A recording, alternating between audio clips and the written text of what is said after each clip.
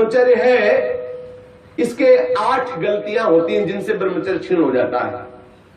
पहला, परस्पर दर्शन काम भाव से। स्त्री पुरुष का परस्पर दर्शन, आपने और कोई क्रिया नहीं हुई, केवल आपने काम भाव से युक्त होकर पुरुष को देख लिया या पुरुष स्त्री साधक को देख लिया, बस गंभीरता पूर्वक अंदर वासना पूर्वक आपने देख लिया। अब आपका ब्रह्मचर्य टिक नहीं सकता, किसी भी तरह से क्षीण हो जाएगा, आपको पता भी नहीं चलेगा।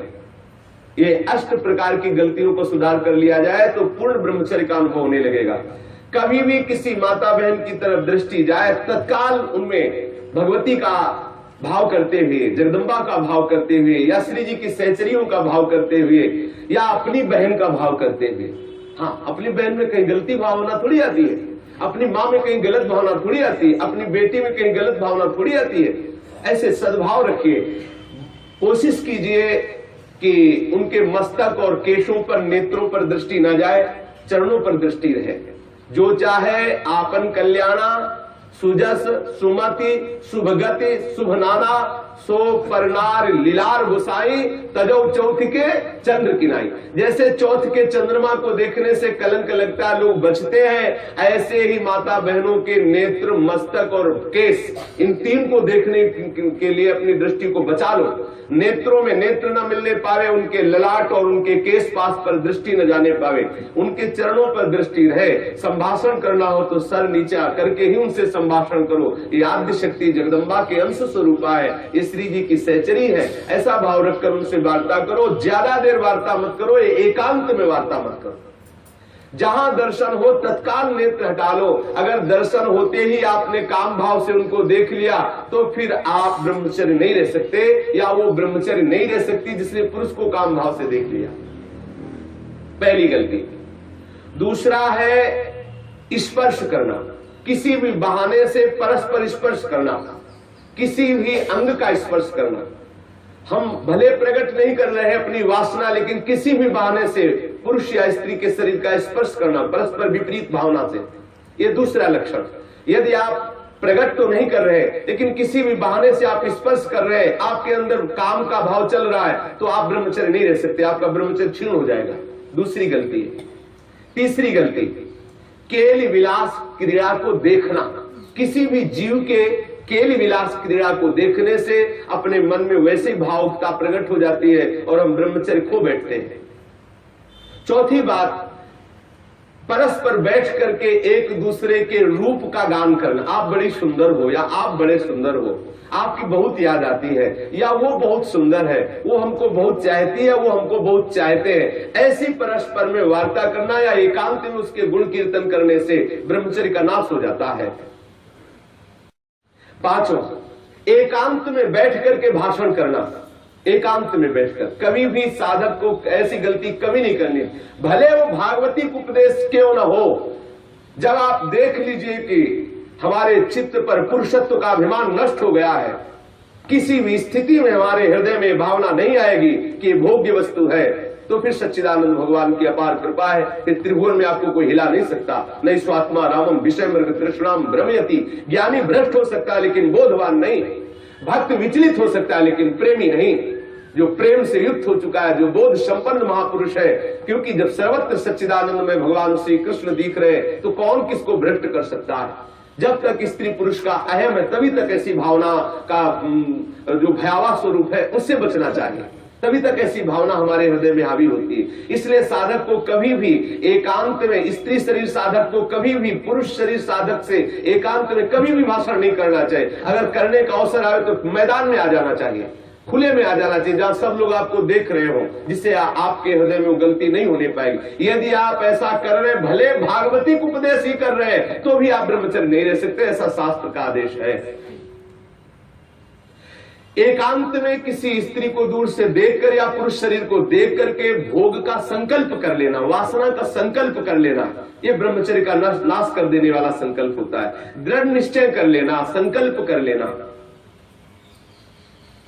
या विपरीत देह वाले, जैसे पुरुष या स्त्री, विपरीत देह वाले संग में एकांतिक केली कर लेना, ये अष्ट प्रकार के जो ब्रह्मचर्य नष्ट करने वाले भाव है, इनसे पूर्णतया बचा जाए। जो ब्रह्मचर्य रहना चाहे कभी भी कामुक दृष्टि से परस्पर शरीरों को ना देखे, स्त्री शरीर साधक या पुरुष शरीर साधक परस्पर किसी को कामुक दृष्टि से न देखे, कभी बुरी भावना से किसी भी माता बहन का स्पर्श न करे, कभी भी किसी भी तरह से अपने निकट ना आने दे, ना उनके निकट जाए।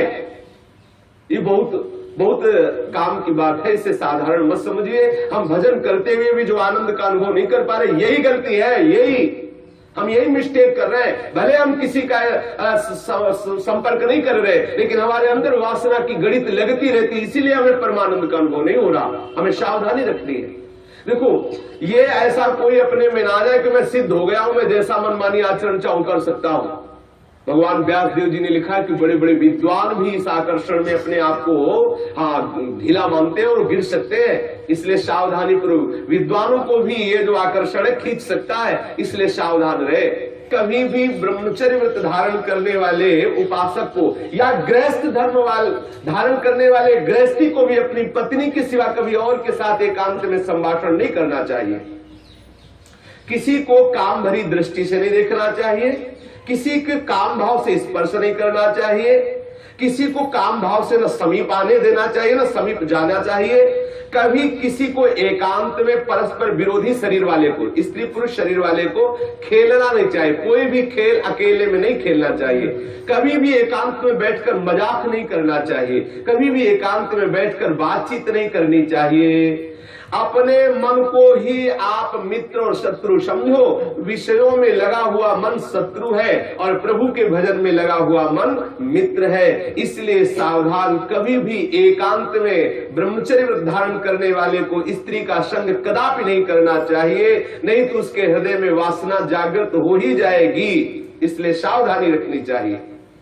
ये जो इन गलतियों का सुधार कर लेता है, वो ब्रह्मचारी पूर्ण रूप से ब्रह्मचर्य रह सकता है। एक बार फिर ध्यान दिया जाए, किसी भी तरह से हम किसी भी माता बहन को या माता बहन किसी भी पुरुष को काम दृष्टि से न देखें। दूसरी बात, किसी बहाने से हम परस्पर स्पर्श ना करें। तीसरी बात, किसी भी तरह से हम उनके साथ कोई क्रीड़ा ना करें, कोई खेल न खेलें। किसी भी तरह से हम चार लोग बैठ करके उनकी प्रशंसा न करें जिनके प्रति हमारा मन आकर्षण हो चुका है। कभी भी हम एकांत में संभाषण न करें, एकांत में संलाप न करें। कभी भी हम विषयों का संकल्प न कर बैठे, विषय भोग का संकल्प न कर बैठे। इस तरह से हम अपनी इन 8 क्रियाओं से निवृत्त रहे। बुरी भावना से देखना, बुरी भावना से स्पर्श करना, बुरी भावना से निकट जाना या निकट आने देना, ये नहीं होना। बुरी भावना के साथ अंदर से भावना बुरा रखते हुए खेल खेलना, मजाक करना, बातचीत करना, इस तरह से अपने मन को हम विषयों से बचा सकते हैं। अगर 8 क्रियाओं से बचा ले गए तो हम ब्रह्मचर्य रह सकते हैं। यदि आप ब्रह्मचारी होना चाहते हैं तो आप अपने मन को शुद्ध रखिए। आप अपने हृदय को कभी खाली मत छोड़िए। हृदय खाली रहेगा, मन अशुद्ध रहेगा तो शरीर में ब्रह्मचर्य रह नहीं सकते। और जिसका हृदय और शरीर और मन तीनों अशुद्ध है, वो कभी भजन नहीं कर सकता। इसलिए सावधान। आज तो और बहुत बुरी दशा हो रही है। भक्ति के नाम पर वासना का पोषण करते हैं, भक्ति के नाम पर। हम सखी तुम सखा, ये समझ जाने कौन सा नाटक। भगवान कैसे कैसे प्रपंच चल गए हैं, कैसे कैसे प्रपंचिक लोग अपनी वासना की पूर्ति के लिए भक्ति का आडंबर कर रहे हैं। भक्ति को हंसी मजाक समझा जा रहा है। राधा कृष्ण की महाप्रेममयी लीलाओं को कैसे किस भावना से घसीटा जा रहा है। बहुत दुर्गति होगी, बहुत सावधान। वो देख रहा है जो सबको देख ले। अरे कोई देखे न देखे, तुम तो देख ही रहे हो ना, तुम्ही को वहां बोलना पड़ेगा, वहां तुम छुपा नहीं सकते। सर्वशक्तिमान भगवान तुम्हारे अंदर बैठे देख रहा है। भजन करना चाहते हो, भगवत प्रेम प्राप्त करना चाहते हो तो ब्रह्मचर्य पर पूर्ण दृष्टि रखो।